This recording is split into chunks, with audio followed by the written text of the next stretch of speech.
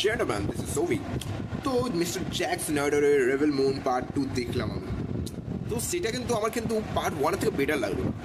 Honest আপনারা এখান থেকে তাহলে আপনারা তাহলে ভিডিওটা দেখা দরকার নেই, আপনারা যান প্লিজ, কারণ আর কি বলবো, দিস ইজ আ ফ্যাক্ট।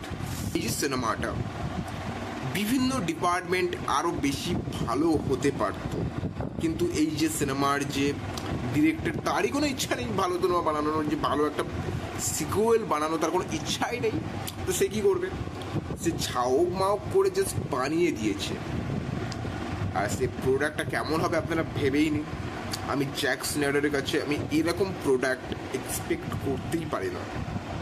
আপনারা তার সিনেমা তুলে নিন, ওয়াচম্যান, জাস্টিস লিগ, কত সিনেমা, ব্যাটম্যান ভার্সেস সুপারম্যান, কত সিনেমা আপনারা নিয়ে নিন না, তার কোয়ালিটি দেখুন। আর এই সিনেমার কোয়ালিটি দেখুন, অনেক কারো হয়তো ভালো লাগতে পারে, কিন্তু আমি যদি আমার অনেস্টির সাথে আমি কথা বলি, তাহলে আমার ভালো লাগেনি।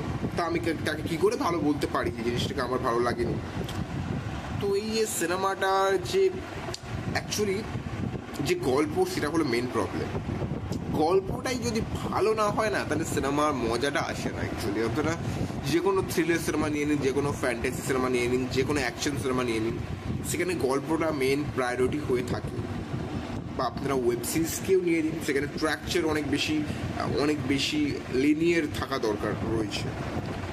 তো এখানে যেটা আমরা দেখতে পাই, মেইন প্রবলেম হচ্ছে গল্প। আর আমি জানি এই ভিডিওটা বেশি লোকে দেখবেও না, তাই আমি ভিডিওটা জাস্ট বানিয়েই দিচ্ছি।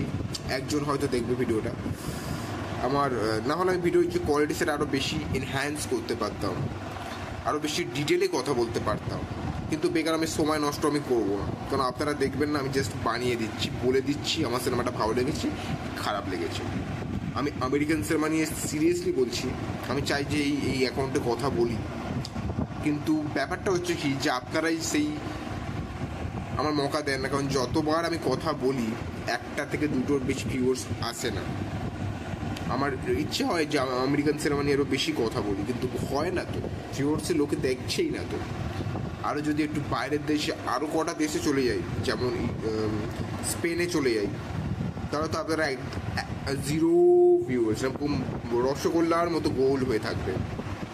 তো আমাকে মনে হয় যে এইটা নিয়েই কথা বলি, যেটা হয়তো একজন দেখবে। তো আমার সিনেমাটা একদম ভালো লাগেনি। অ্যাজ এ ফিল্ম ওয়াইজ এটা অনেক বেশি উইক একটা সিনেমা।